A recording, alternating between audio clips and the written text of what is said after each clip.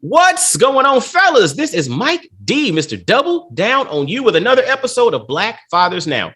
Now, as I always say, because I don't bring on nothing but some doggone hitters, I got a hitter today. I got my man, Dr. Nick Mmbaga. Now, Nick is a husband. He's a father. He's a business professor at Butler University. And he and his wife actually went to Butler University as a unit. We'll talk a little bit more about that later on. But he comes from an entrepreneurial family. He comes from a family of Tanzanian descent. But he also, growing up, spent a little bit of time in Syria, which I think will be kind of interesting because, you hear Syria in the news. We hear about it, but very rarely do we have a brother who's had firsthand experience actually living there. So we're going to hear about all of this, the twists and turns, what led him to what he's doing now and all of that. But fellas, ladies listening to, let's welcome my man, my friend, Dr. Nick Mmbaga. What's up, brother? How you doing, Mike? I appreciate you inviting me out here, and I look forward to kind of telling you my story and discussing about fatherhood and marriage and children and all those things that encompass my life. So I'll just kind of give you a little bit of background about myself, currently where I'm at, and then I'll kind of explain how I got here. Okay, So well, hold on, pause. Before we jump into your story, we always got to give shout outs. Okay. See, that's the whole thing, with the platform here. We got to make sure we celebrate those that are allowing us to be who we are on a daily basis, or those that have inspired us along the way. They say in the movies, all the important people get mentioned before the movie starts. Right. So let's go ahead and drop a dime on the important people. Then let's jump into your story, brother.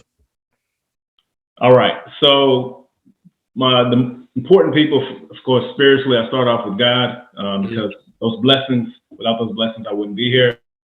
My wife, my children, my mother, my brother and sister, and essentially my family unit. I'll tell you a little bit of background once we get there about Tanzania, but my grandfather and grandmother, my Babu and Bibi, laid the foundations for who I am today. So I want to give a shout out to them, family first. Awesome. Now, and that's amazing. And it's interesting having, we're all rooted from the African perspective, but you have more of a direct connection to Africa, having direct lineage to Tanzania, and mentioning the whole concept of family first. I think we'll dive into it a little bit more, how that really, is kind of the root to who you are, the foundation to who you are going forward. So I appreciate you giving that. So now let's jump into your story, man. Tell us a little bit about what you got going on. Yeah, absolutely. So I'll start where I'm at presently and then kind of trace my way backwards. So I'm currently an assistant professor of entrepreneurship at Butler University. And what that means is I do half my time I spend doing research on entrepreneurs, and then half my time I spend teaching students about entrepreneurship, the process, what it entails, and the practical elements of it. Prior to being an assistant professor of entrepreneurship, I'm an entrepreneur myself. I co-founded our family healthcare company, which is located in Middle Tennessee. Grew it from nothing, from a really small organization to multi-million-dollar organization with over 100 employees. So that was my real experience. I guess I would say my first job entry was our home healthcare business. And Butler, currently at Butler University, this is my first quote unquote real job that I'm working. And so right now I operate as a hybrid. So I'm chairman of the board of our family business, as well as an assistant professor. But if we trace back and we talk about lineage, I come from Dar es Salaam, Tanzania. And if you don't know where that is, it's on the borderline between Kenya, Uganda, and then Mozambique below us. And my family comes from Usangi, so it's in the mountains. And you can actually see Mount Kilimanjaro from my grandmother, which I refer to as Bibi, Swahili term for grandmother. You can see Mount Kilimanjaro from her house. And so that's where our roots start. And I was raised by my mother, Dr. Margaret Mmbaga. She's a plant pathologist. And I wasn't raised around my father, but a lot of respect, he's passed now, Dr. Alfeo Nikondiwe. I didn't know him growing up. So a big part of my story about fatherhood, being a husband, and just being a man revolves around that void of not having a father.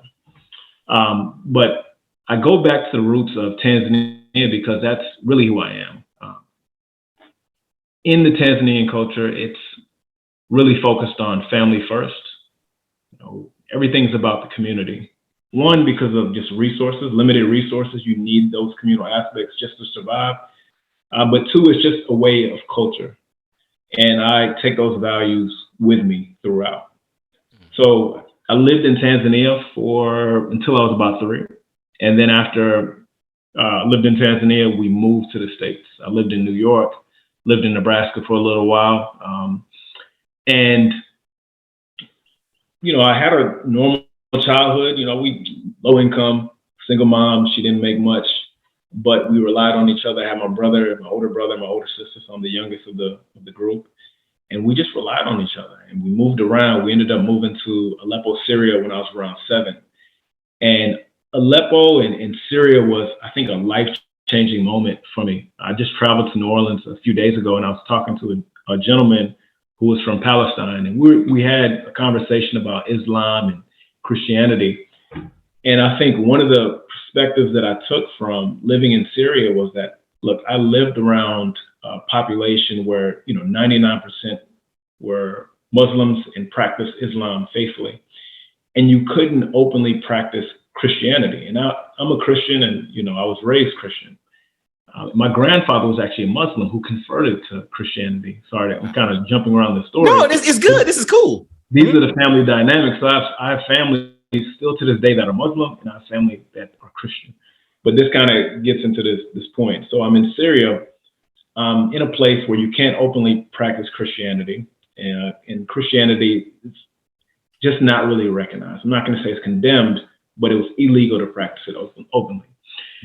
And what I took from that was a lot of people from Syria that practice Islam just in this particular place never interacted with Christians.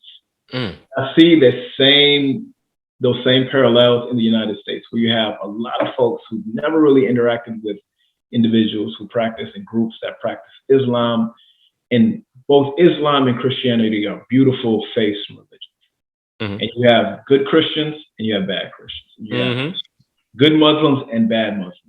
And I never understood how there was this kind of this conflict that always existed when these groups really didn't interact and know each other well. And I've interacted with both groups, and I have no bias towards Muslims. I have no bias towards Christians. And I've had negative interactions with Muslims, and I've had negative interactions with Christians.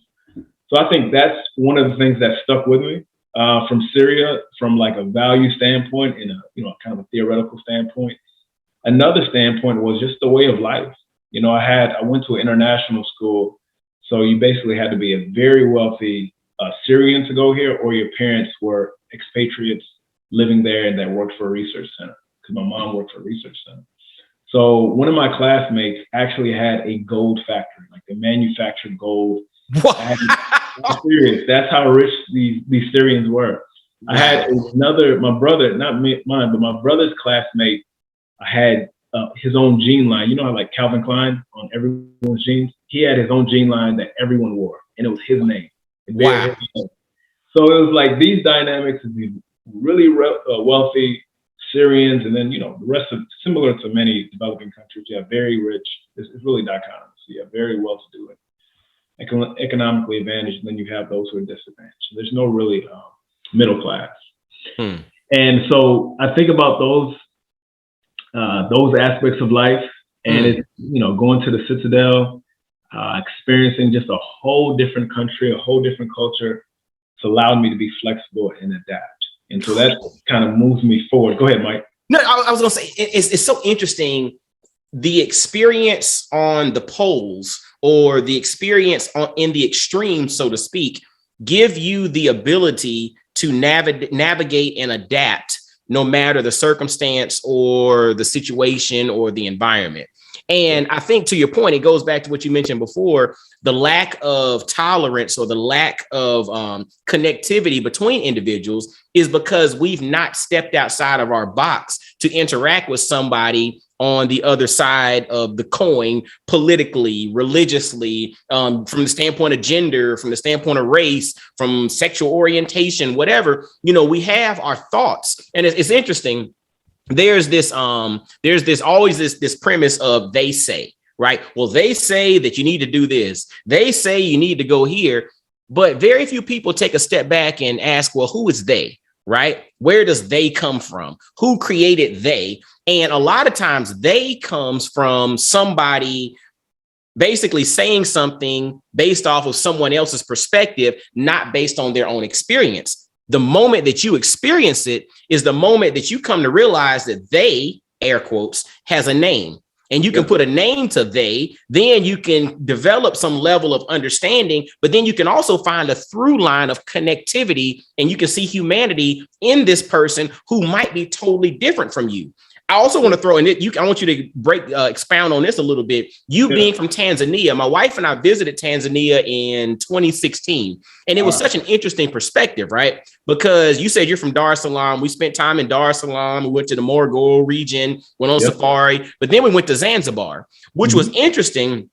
In Dar es Salaam, it was basically almost split 50-50 Christian Muslim, right? Like it was basically split. When we went to the island of Zanzibar, I think they gave us the analogy. There were like 48 mosques and 2 churches. So Zanzibar was almost exclusively Muslim. So culturally, it was like being in the Middle East, and we had done Qatar and all of that stuff. So we saw the the similarity. But Tanzania is this hybrid mesh, so to speak, of Christian, Muslim, also indigenous religions and all of that as well. But there's this mixture of it. And what we came to find was Christians and Muslims in Tanzania did a lot of things together because it was so interwoven into the culture.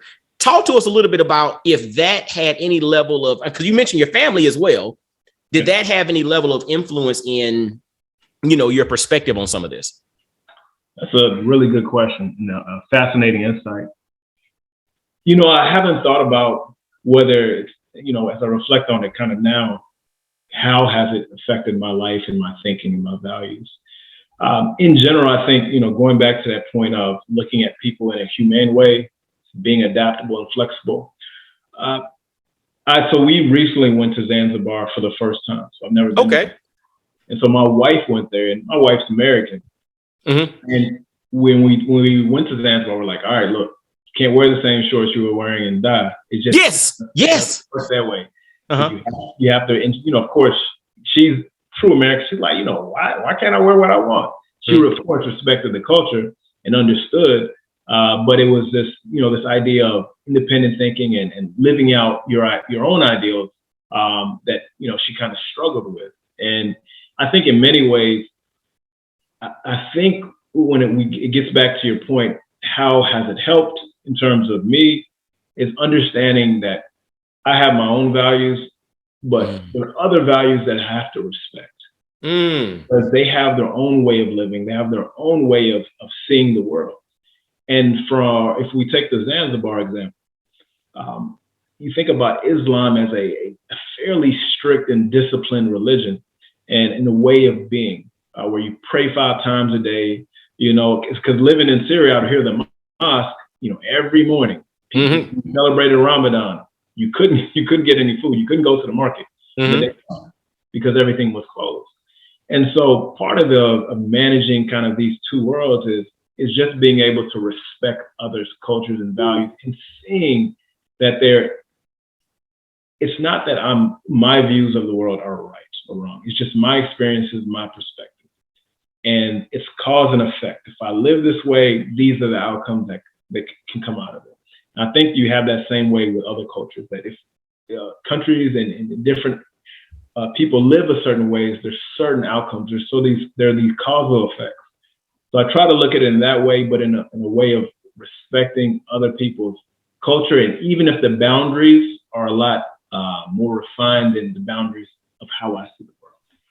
Man, I'm going to tell you what's powerful about it. I just took down the notes, have your own values, but respect the values of others. And I think it really comes down to that whole concept there. You have your own values. We need to understand who we are. And just because other people believe something different, act a certain way, or have a different way of operating, that doesn't mean that you need to change, but you should respect how they operate. And when you gave the example about your wife, it made me think about us, right? Because when we went to Zanzibar, that was part of the thing. You're like, culturally, especially like when you're in Stone Town and walking around, the city and all, they were like, all right, I mean, yeah, you can wear swimming stuff if you want to, but just out of respect for the culture, cover up a little bit more. Don't have your shoulders out, ladies. Maybe your shorts a little longer than don't walk around in booty shorts and all of that. And it was it was funny though.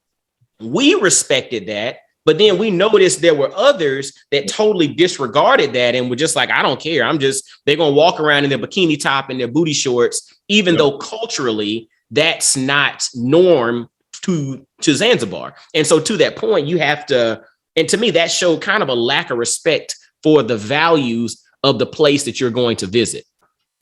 Absolutely. And I think that's important as, the world opens back up, since COVID, and a lot of folks have been cooped up in the house. They want to go travel.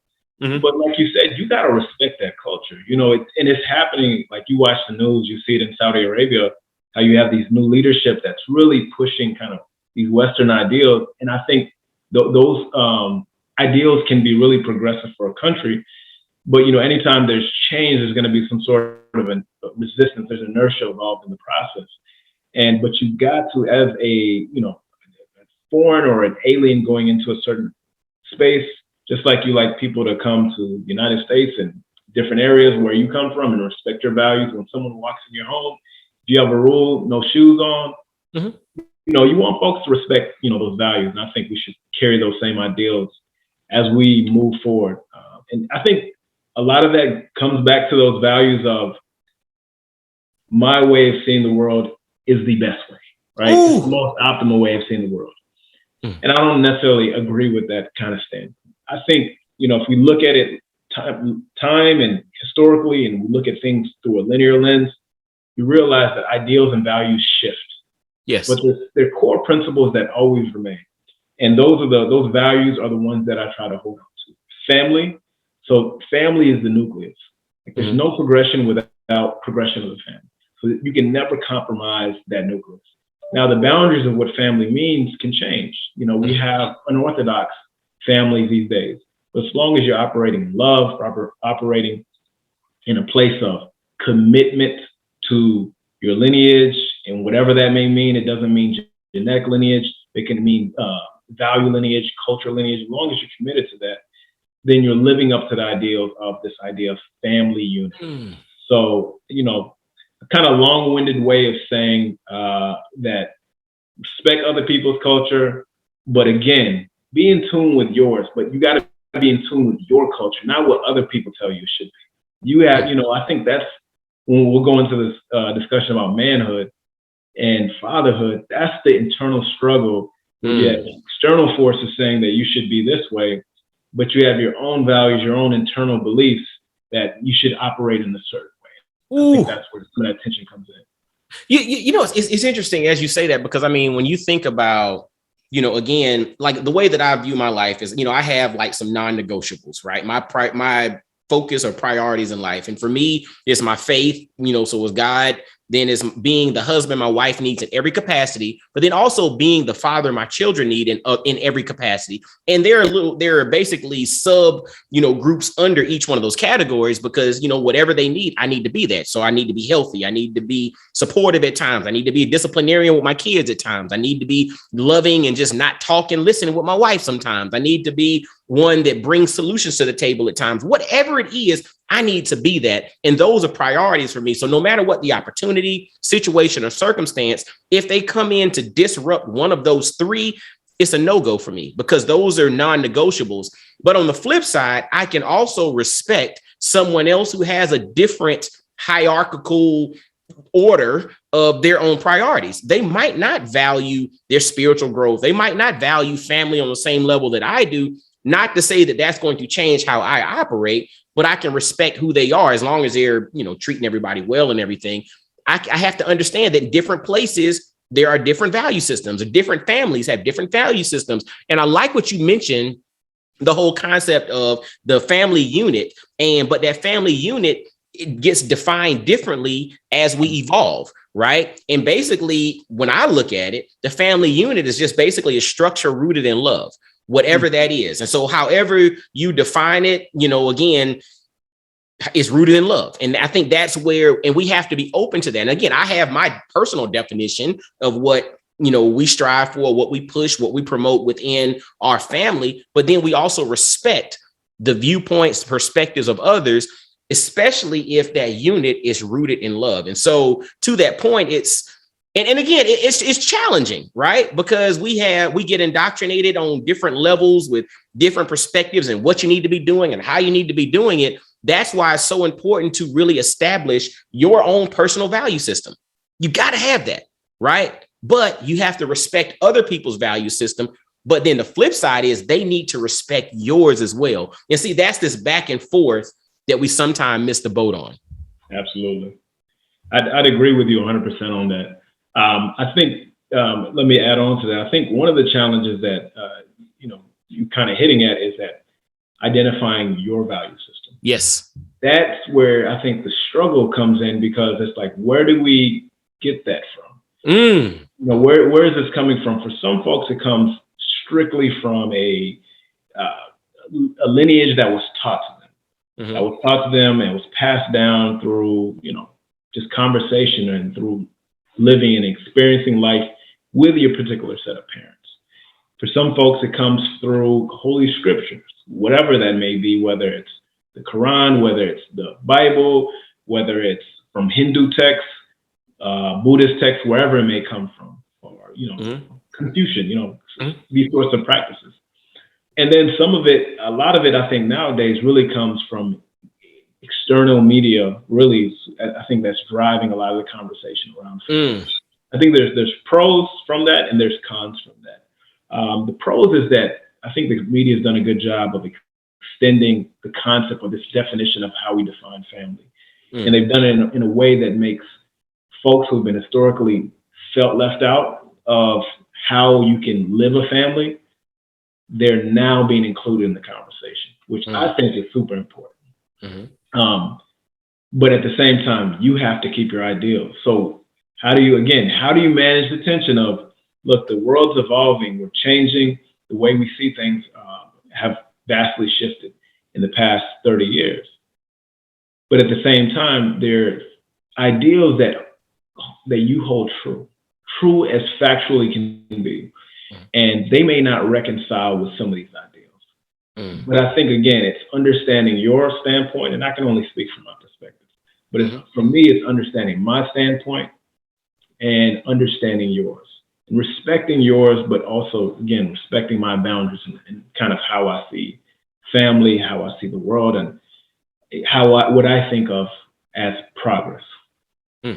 That's, and it's interesting as you're talking, I'm thinking about, just the whole concept of like agree to disagree, or being able to be, have conflict without being combative, right? To have different perspectives. It's okay to not agree. And I think, it's interesting. So I was listening to a narrative by, I think it was John Henrik Clarke, and he was talking about how in kind of like the Western philosophy of writing, or the hero's arc, is always taught that it's like a zero-sum game, right? In which you got a winner and a loser. Like basically every story you go into, every narrative, every movie is set up where there's the protagonist and the antagonist. There's the hero and there's the villain. There's the winner, the loser. Basically, psychologically, we're set up to this zero-sum game mentality in which somebody's got to be right and somebody's got to be wrong. But one of the things that he was mentioning, and I forgot which talk I was listening to, I listened to a lot of his talks. One of the things he was saying was, he said in some narratives, there are no winners, right? Just like in some narratives, there are no losers. right? There's an abundance in which everybody can win, but we can't always get ourselves into this mindset of looking for the winner and looking for the loser. And I think if we can reframe our mindset to not always look at something that's different as either they're right and I'm wrong, or I'm right and they're wrong, there's got to be a winner or a loser here. It's not always a competition. Sometimes it's a collaboration. Right? It's not always an or conversation. At times, it should be an and conversation. And if we open ourselves up to it, we can be more open, but we also have to have that level of courage and confidence to be firm in who we are, so that, yeah, I might disagree with you, and that's cool. We can still go get something to eat afterwards, but we just ain't going to agree on this. You might vote for this person. I vote for that person. Hey, it's all good. We exercise all right. Let's go get something to eat. You know what I'm saying? Let's talk about why we did it. I'm not trying to make you here, nor are you trying to make me there, but because it doesn't always have to be a winner and a loser. Sometimes we're both winners. Sometimes we're both wrong, and it's okay. Absolutely. I agree with that sentiment, and really your perspective on that. And I think it goes back to this idea of, this dichotomy between, winners and losers, and that is a result of the zero-sum game. And it plays out really in the way we communicate. So you talked about this idea of disagreement. And oftentimes we're relegated to always having debates. My side versus your side. Mm-hmm. I'm right, you're wrong. Which you basically, which you alluded to and really discussed in with great insight. I think when I think about, as I move forward towards manhood, and I progress, I'm starting to move past the idea of debating my perspective and really focused on dialoguing, right? Mm-hmm. Where I have my perspective, and that's cool. I may be entrenched in that perspective at the particular moment, but I need to hear what you have to say with open ears, right? With open eyes. And then at that point, maybe I'm a little bit less entrenched in my idea to the point where it's like, well, I'm right, you're wrong. But rather, I can begin to see both sides. I can begin to see that, look, okay, I see you have some experiences, and I understand why you see the world in this particular way, and I understand why you've taken this perspective over my perspective. So this dichotomy in the zero-sum game plays out even in the way we communicate, where we debate instead of dialoguing, listening to each other, not being too interested in our perspective and taking others' ideas. I want to throw something there, but and it's interesting though, because again, as we evolve and as we grow, we've now moved into an influencer-led society, right? And if we really look at it, it's always kind of been that way. Like historically, we've always looked for who's the leader. Like it's Martin Luther King, or it's Malcolm X, or it's Marcus Garvey, or it's so and so, or it's Haile Selassie, it's whoever it may be, right? It's always been this person that people have elevated to leader, right? So it's always kind of been that way, but this thing has kind of been exacerbated in social media. So now we live in an influencer-led society, or an influencer-led culture. And this in business, one of the ways from a marketing perspective now is you try to get influencer endorsements. So you pay an influencer to wear your shirt, or to talk about your product, or to use your service, or whatever. And that's basically the modern day commercial now, because that influencer has the eyes and the ears of millions of people in a lot of instances. So it's valuable to have them to endorse your product or service. So living in an influencer-led society, and going from the standpoint of, I'm not going to debate, but I'm more so going to dialogue, that's for your personal growth, right? What happens, and you are in a position of influence as a professor, as a business leader, and all of that, people look to you for your insight because they're looking up to you as someone that they want to follow. I put myself kind of in that category as well, as a speaker, as a coach, as a podcaster, as whatever. There are people who look to see what my insight is on a particular topic. And so by me just dialoguing, that's for me to gain more insight. Whereas when you start to debate, it's more so laying it out, pros and cons, a pro and con type list there.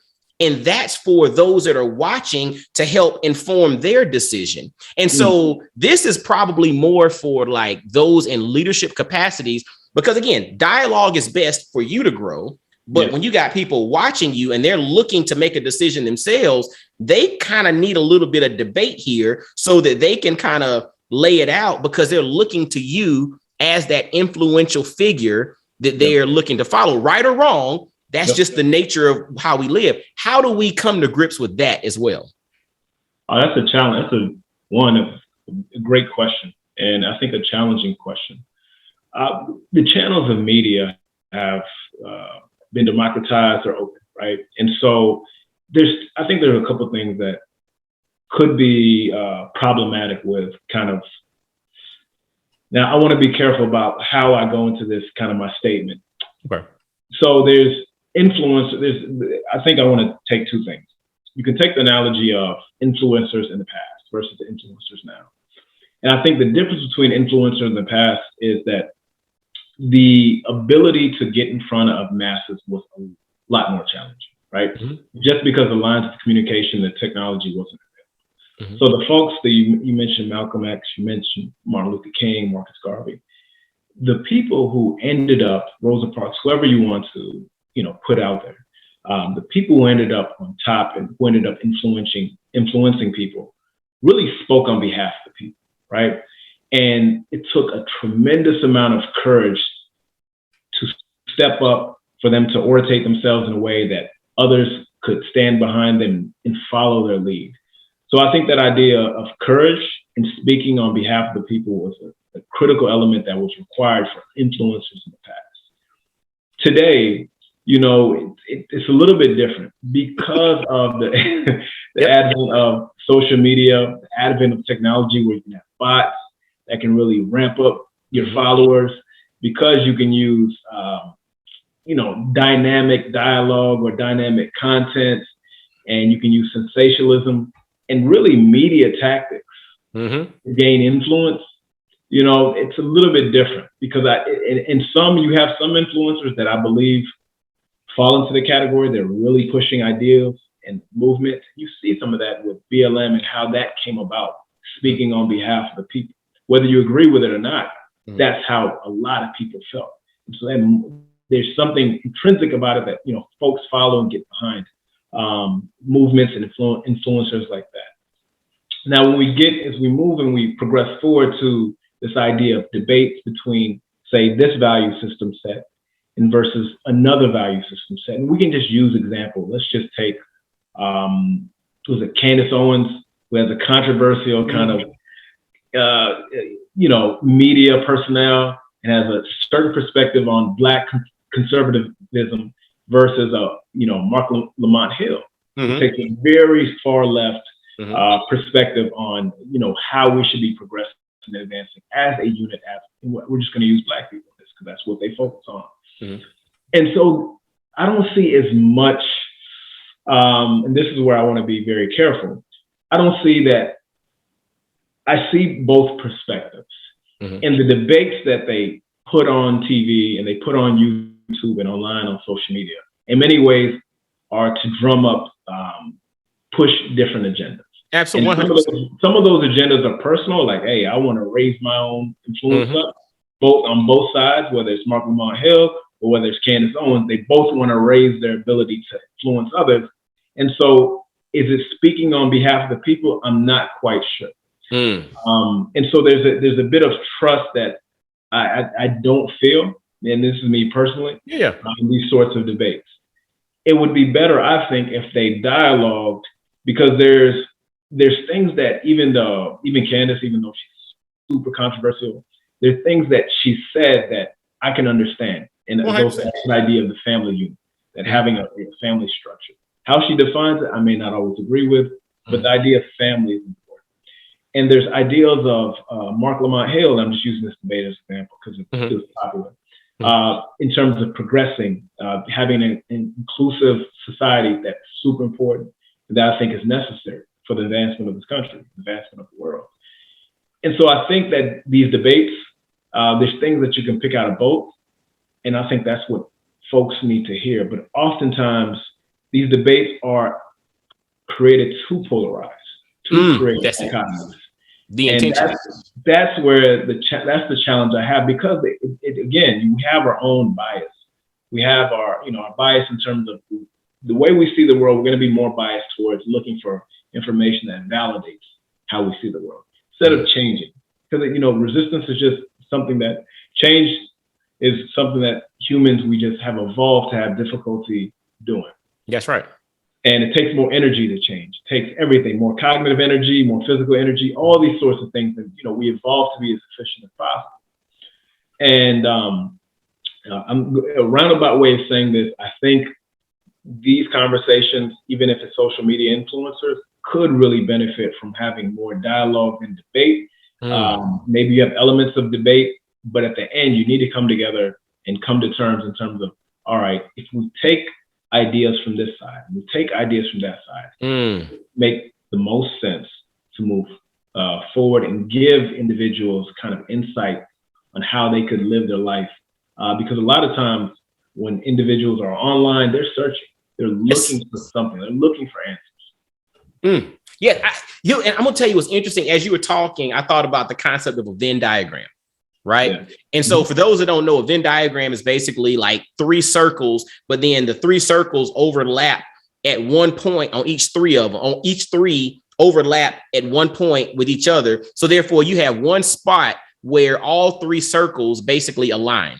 Now, you got other parts of the circles that are independent, but when you look at it, a Venn diagram has that one little component in which all three circles align. And I think, to your point, and I think it makes perfect sense, we have to start wiring our mindset to look for dialogue versus debate, because the other part to the media cycle is the media cycle follows where the eyeballs are. So if people start, it's kind of supply and demand. If the demand is more about dialogue and the Venn diagram collective, connection versus whose team are you on, then all of a sudden you'll start seeing more content created that's more collaborative, that's more about how do we come together. Okay, Mark Lamont Hill and Candace Owens, like you mentioned, those two examples, what are the three components that you two agree on? And we're going to build on those three. Forget everything else. Let's just find three things that y'all completely agree on. We'll just build around that. And it changes the narrative. And what's interesting, so, my wife and my family and I, we do acting and we're on commercials and do some television shows and all of that. And it was interesting. After we did a television show, I built a relationship with the showrunner, and he's done all the great, the Biggest Race, whatever, some big national shows. He's done a lot of stuff over the last 20 years. And he and I built a relationship, and we started talking about some different TV ideas and all of that. And one of the things he mentioned to me, he said, Mike, some of it will be discouraging to you, because the reality is what happens in TV is once they find a model that works, they run it into the ground.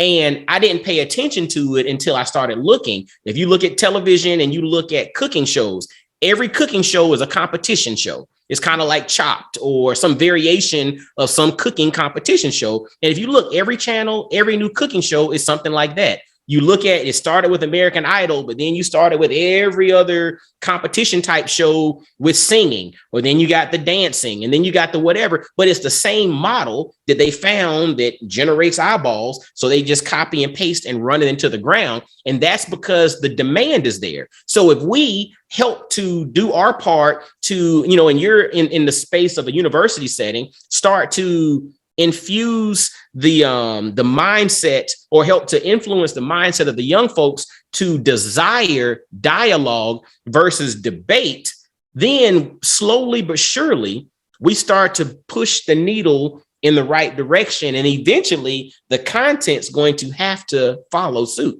if they want to get the eyeballs. Absolutely. I think you're spot on that, especially as we advance and move forward. When I talk to my students, oftentimes, and I don't bring up political topics because, it's entrepreneurship, and I have business students, and they really, if I ever bring up controversial political topics, like, say, let's go back to the last presidential election, they weren't very comfortable. My students weren't very comfortable openly discussing their views on it.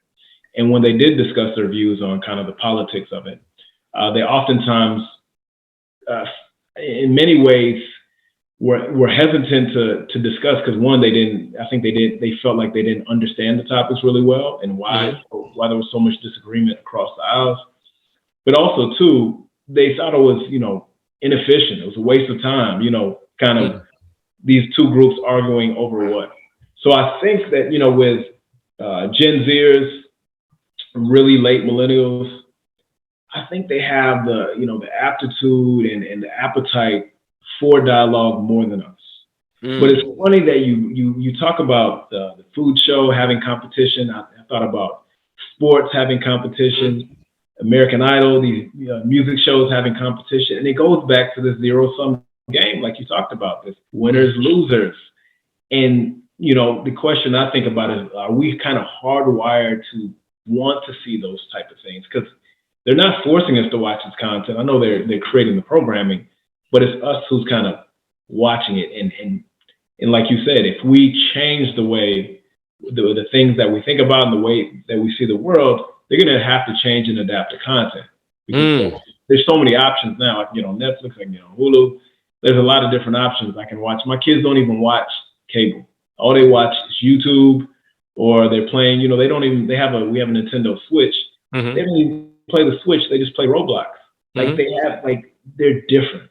Like this new generation, they really are different, and the way they experience the world is completely different from the way we experience the world, and the way they interact with other children and using these mediums to do that is really different. So I think that because they experience the world different, they're going to approach dialogue, debate, and communication in a really different format from us. And I think it all comes back to, we are in essence an embodiment of our experiences in life, right? Yeah.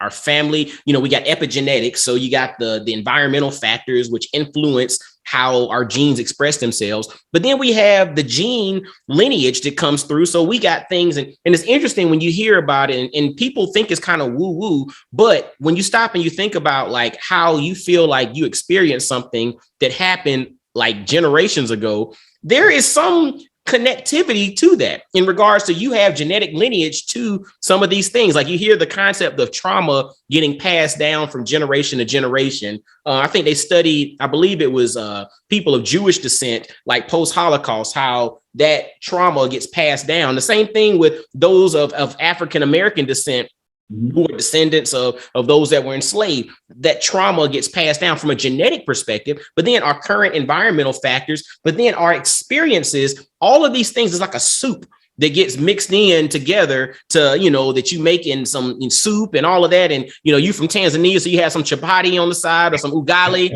you know what I'm saying, to eat with it. And it's interesting because all of these things are components to who we are. And it goes back to even your story, again, being born in Tanzania, lived in different parts of America, but then you also spent a formidable time in Syria where you've been exposed to all of these different things. And then y'all came back to America after that, correct? Yep. So tell me a little bit about like the journey of going from Syria, then back to the US. Man, it was a great journey. One, because we were ready to come back. Okay. I think that I forgot to mention this. One of the hardest things to grasp as a child when I moved to Syria was that I moved from a place that had a lot of grass to a place that had no grass. There was no grass anywhere. There was no green anywhere. Wow. For a child, you don't think, as you think back, you're like, who cares?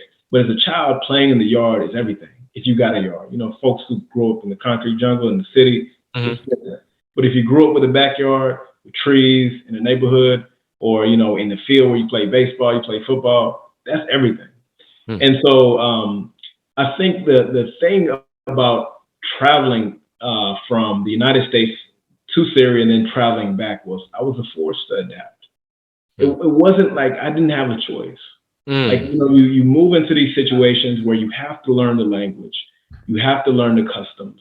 You have to learn how to basically survive and function in a place that's quite foreign to the way you were living. And then you're stripped out of that place and you go back. And mind you, I missed 2 years of American culture because we didn't have any TV, anything like that in Syria. So you come back, the music's completely changed. I left listening to Michael Jackson. I came back, everything was about rap, and I really wasn't experienced. Everything was about rap, R&B.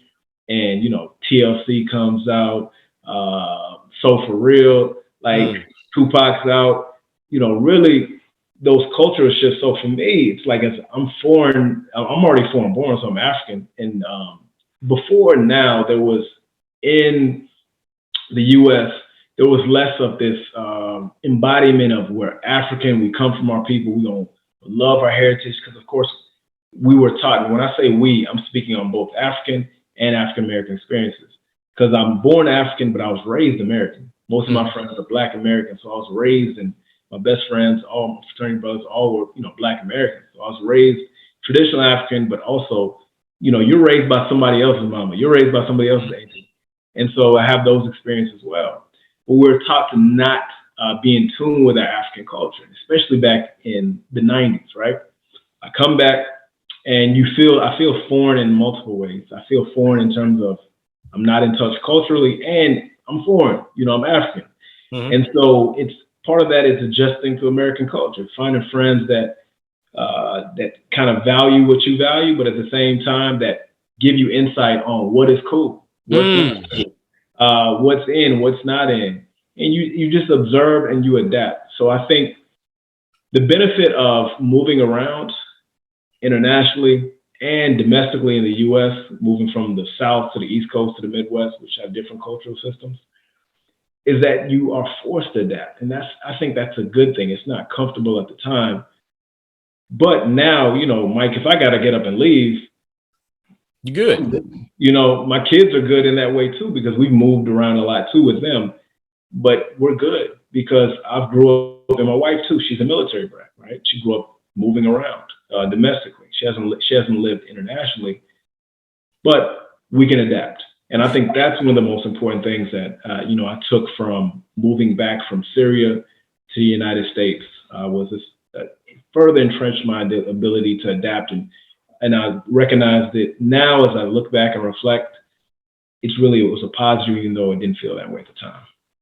It's interesting. So you mentioned adaptability and moving around, but then these exposures, again, these are all pieces to the puzzle, right? This big jigsaw puzzle, that's Nick Mmbaga. But it's interesting because you also mentioned that your wife was a military brat, so she moved around a lot. So was that something that was a connecting piece to you all coming together, that you moved around a lot in your own way? It wasn't military. It was due to your mom's profession and being born in Africa and this and that and different opportunities. She moved around due to the military. Was that kind of a connecting piece, or kind of like a tie that binds for you all when you all came together? It is. And I think more so it was a connecting piece initially, just, having some common ground. When you meet someone, you want you gotta create some commonality. And so there was definitely a connecting piece. But I think more importantly is that it's a piece that allows us to function in some ways. Because imagine now, I'm a person who wants to move.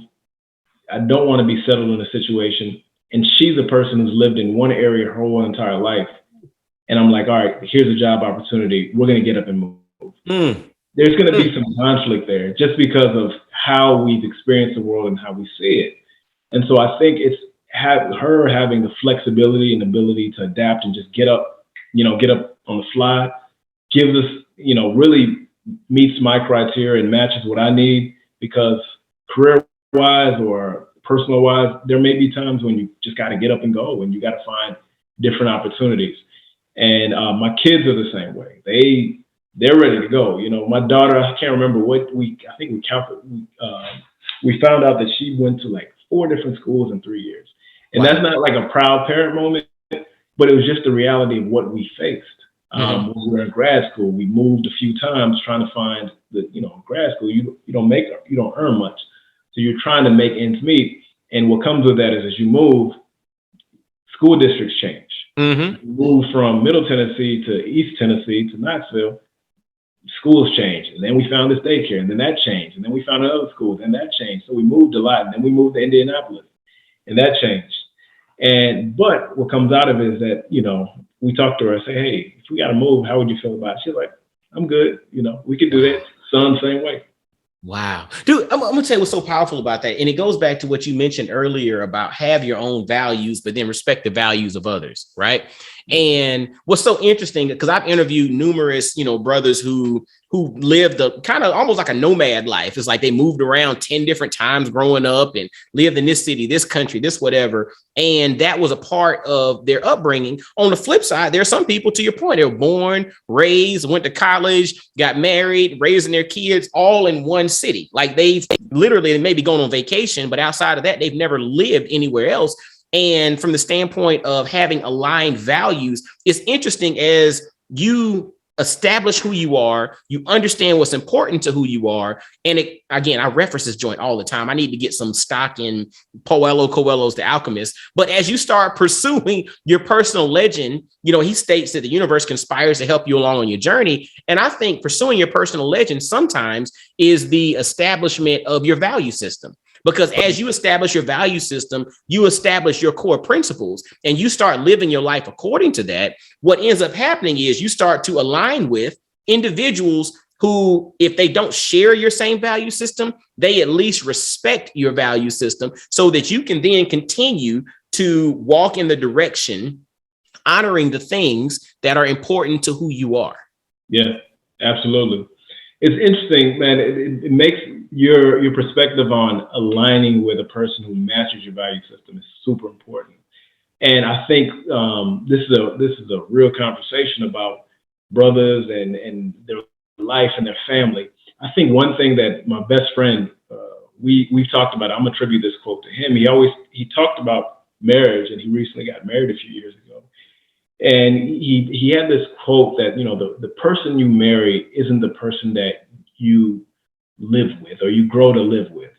And this, it's funny how it's not only this alignment at the initial, outset, but rather it's the alignment will evolve because you're going to evolve as an individual, your spouse is going to evolve as an individual, and keeping that alignment, that's where, some of the challenges happen. And that's where, people go different paths. Yes. So I think it's important that brothers know that, listen, you may be aligned initially, but always check in, always stay in tune, because that alignment may go off track. And it happens, it happens with me. I'm sure it's happened. Marriages and a thing. Keeping a family together is a challenging task for a man and a challenging task for a father.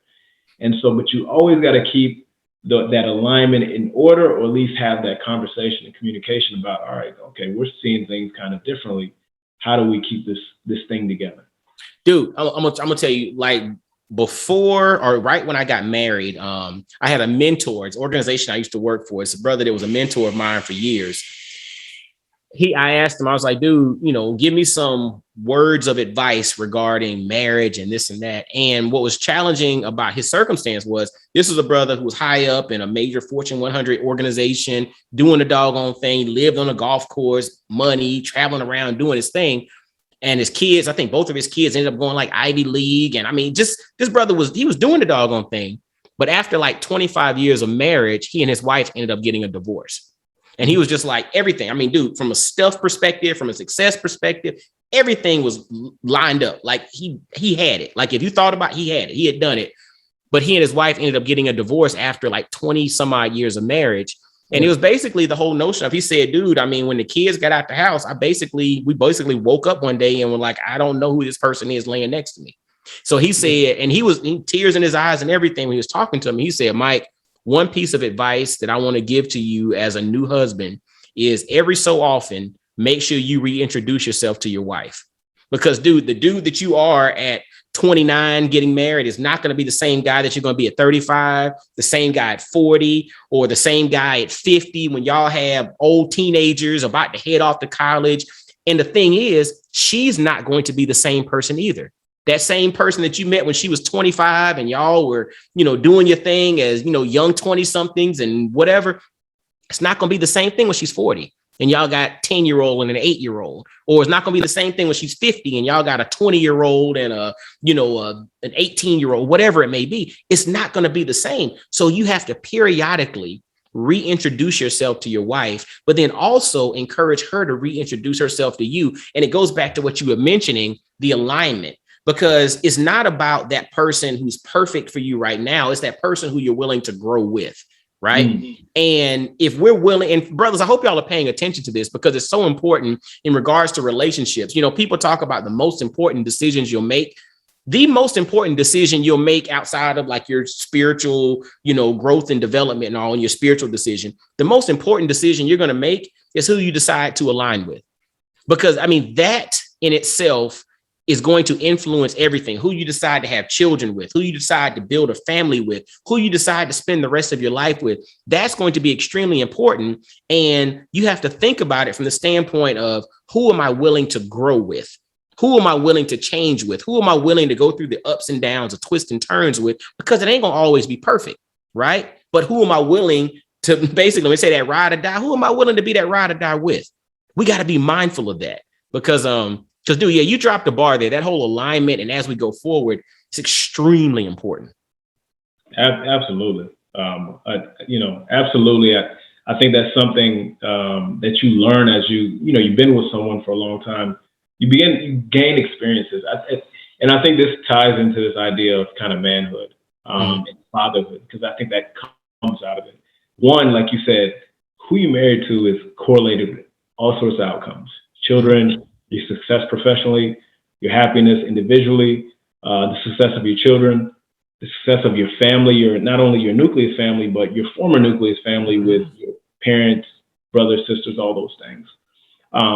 So it's important that alignment has to it's not just one alignment, because, the old saying, when she marries you, you get married, you're married to her family, she's married to your family. Yes. And so there's a lot of alignment that has to happen along the way. You evolve, you grow, and you have to make decisions in terms of what's important for you and your family. But it also goes into the idea of your development as a father and a man is conditional on who you marry as well. Because manhood, everything is relative. Like you learn your experiences in terms of how to be patient, how to figure out what values are important for your household through the experiences of your spouse. So if you have a wife, what she values and what she says is important, you're going to internalize some of those things, or you may combat them, whatever you decide to do.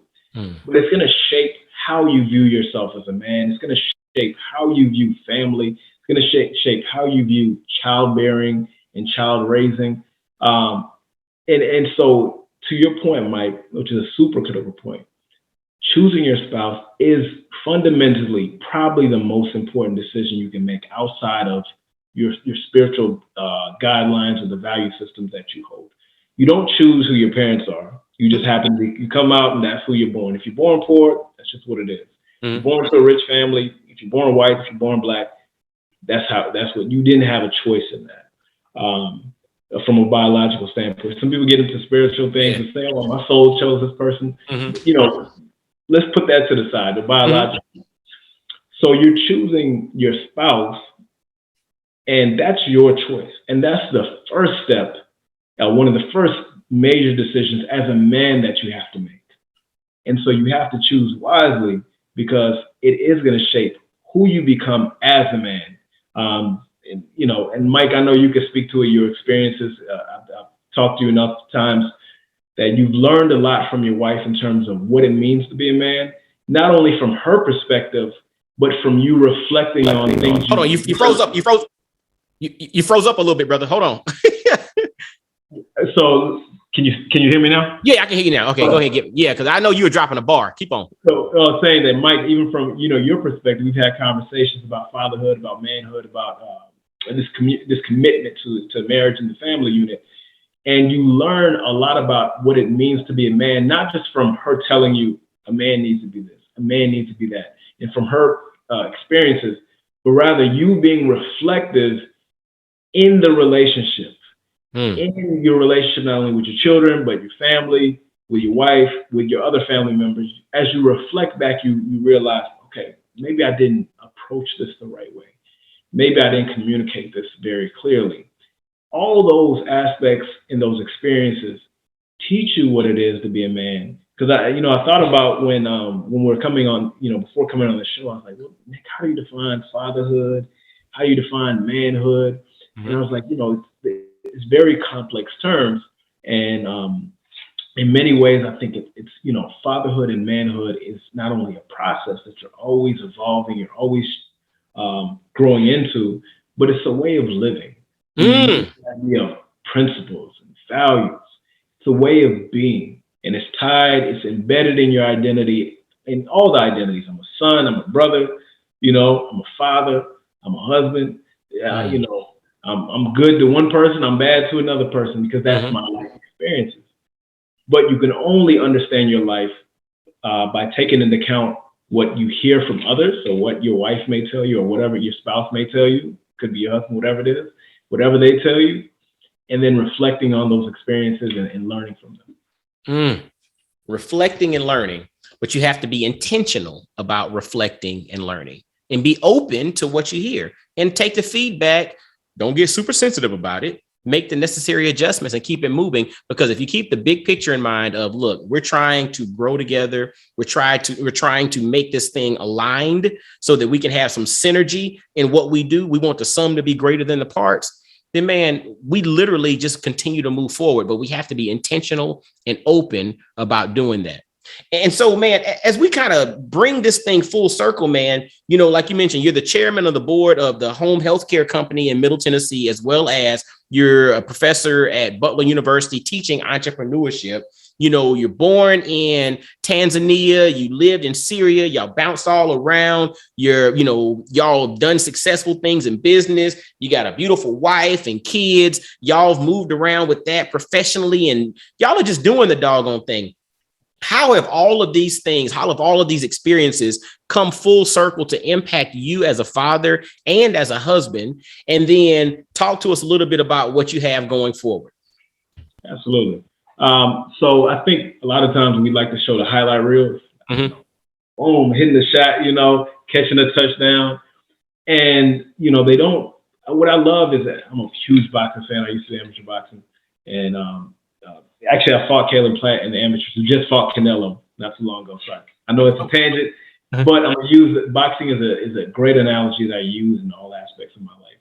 Like, all of the successes, you see these fighters, they may be champions, but they spent years in the gym, working as hard as they can. They've spent years sparring, getting hit with shots. What I mean is that, oftentimes, Mike, you hit me with the highlight reel. The challenges are really what's made me. Like, going through the difficult times, these difficult moments have been gifts in many ways, wrapped in a package that I didn't like, but it forced me to learn, and it forced me to develop and grow. And so what that means for me is, moving forward, is I embrace difficulties.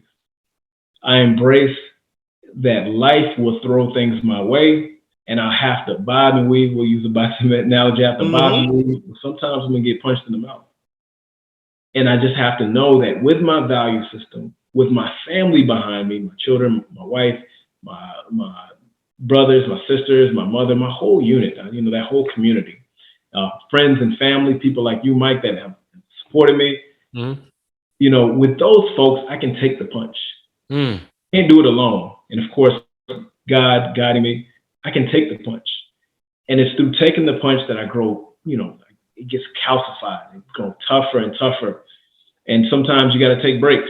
Sometimes you got to stop and just say, I'm going to take a break, regroup, and start over again. But the point is, you have to keep moving forward, and you have to progress. So what that means for me moving forward is, from the business side, what we're looking at is, entrepreneurs, if you're interested, our company is beginning to look at individuals who have great ideas, novel ideas, and that need expertise and capital to expand. And so what we're looking at is investing in entrepreneurs that have, again, great ideas, qualified, of course, you can qualify yourself, but we got to qualify it as well. But really good ideas, and that just need capital, need experts, need support to grow. So that on the business side is what we're looking at. We're still growing, our baseline services, which is focused on home health. But I think that's a different avenue or revenue stream that we've begun to look at. We actually watched a pitch 2 weeks ago of an entrepreneur here in Indiana who has a great application that she's put together. If you haven't downloaded, I'm just going to, because I think it's a great application, but it's Away Zones. It's called Victor, Away Zones. But what she does is, like, a lot of these websites, and I think she's done it in a really good way, is she's found, she's basically an application that allows individuals to find businesses that are, BIPOC, that they can, find and support. And so it's basically an app that has a catalog of different BIPOC organizations. And so there's products out there like that, but I think she's done it in a way that's a little bit more streamlined and a little bit more efficient. So I watched her pitch about a week or two ago, and it was interesting, and she has a novel idea. Ideas like that need capital, need to be scaled. So that's on the business side. On the professor side, I still do a lot of research, researching entrepreneurs. So if you are an entrepreneur, or if you have a large organization and you're trying to figure out what makes your organization tick, what's influencing performance, what may be undermining performance, and you have data that you need scraped, and you have data that you need to identify certain mechanisms, then you can feel free to reach out to me, and there may be some alignment there. I've been peer published in the top journals, best journals in the world. And so typically when I do research, I have a team of really smart, brilliant scientists who can really explain the theory behind what's going on, as well as analyze your data and give you some practical, applications for, what may be happening and future predictions. Okay, if you don't change this, you may need to things may not go according to his plan. Or on the performance side, if you're performing really well, let me explain, these are the factors that really influence your performance. So those are the two things on kind of my professional side. So my personal side, it's growth, man. It's growth in all aspects. Physically, working out, eating the right foods. I'm 36 now, so I got to make sure that I'm maintaining myself. So eating the right foods. I cut pork a few years ago, and I think eventually I'm going to cut other unnecessary food, sugars, beef eventually. So I'm kind of on my own physical health journey. No, I'm not going to say fitness, but just physical health journey. Wellness. Wellness. There we go. Physical wellness. I'm an avid runner, so I've ran for years. And then more so, that I think is more important, and it's tied to all aspects of spiritual. I'm aligning myself spiritually with, value sets that I think will allow me to embrace those, like I said, slip, bob, weave, miss those mistakes. So I want to make sure as you get older, fellas, you want to cut down the mistakes you make. So that's the first thing I'm trying to do. When you're young, 20, 22, 23, even up to 30, you can make mistakes, certain mistakes, and you can get past them. As you get older and you establish yourself, you have a house, you have kids, you have a wife, you have all these things. Those mistakes, making mistakes, can be a lot more detrimental to your livelihood and to yourself, and to your mental well-being. So trying to reduce those mistakes, staying spiritually grounded, staying physically well, are the things that I'm working on from a personal. Brother, you're doing the doggone thing. And if folks wanted to reach out and connect with you, what's the best way to do so with the potential, business opportunities for investment, connection in regards to if you have something and you want to get some research or whatnot done? What's the best way to connect with you, brother? Absolutely. So I'm not on social media. Okay. So you can email me at Mmbaga, and I'll spell that for you. That's N as in Nick, Mary, BA, Billy Apple, GA, Girl Apple, @butler.edu. If you have an idea, a project, a research project idea, if you're a researcher, reach out to me. If you have some data that you want to analyze and it's sufficient data, reach out to me. If you are an entrepreneur and you have a novel idea that needs capital and needs, and you want to expand, you can reach out to me as well. Well, I'll make sure to have Mmbaga, at butler.edu in the show notes. Y'all reach out to Nick, man. As you hear, the brother has an eclectic perspective, but that's because of this wide-ranging experience that he brings to the table. And wide-ranging experiences give him the connection, give him the ability to connect with a wide range of individuals. So reach out to the brother. As you can hear, he brings insight. He's grounded. He brings different perspectives, which is really, really dope. And I appreciate that's why he and I chop it up on the back end. And but y'all reach out to him, man. And if you've not heard of him before and you reach out, make sure you let him know you heard about him on Black Fathers Now. And we want to encourage this brother to keep doing the doggone thing because we need more Nick Mmbaga like brothers walking the face of this earth. So keep doing what you're doing, my brother. I appreciate you, Mike. And thank you again for having me on this platform. It's been a pleasure. No doubt, no doubt. Now, fellas, as always, make sure to follow Black Fathers Now on all social media outlets. Subscribe to the podcast wherever you get podcasts. If you don't already do so, leave ratings, share this bad boy out. And I want you to share this with 10 brothers. Share this with 10 brothers. 10 brothers right now could learn from the story of Dr. Nick Mmbaga, the brother from Tanzania, who's lived in Syria, lived all over the world, who's running a home healthcare company, who's doing entrepreneurial stuff, but he's teaching entrepreneurship to the next generation.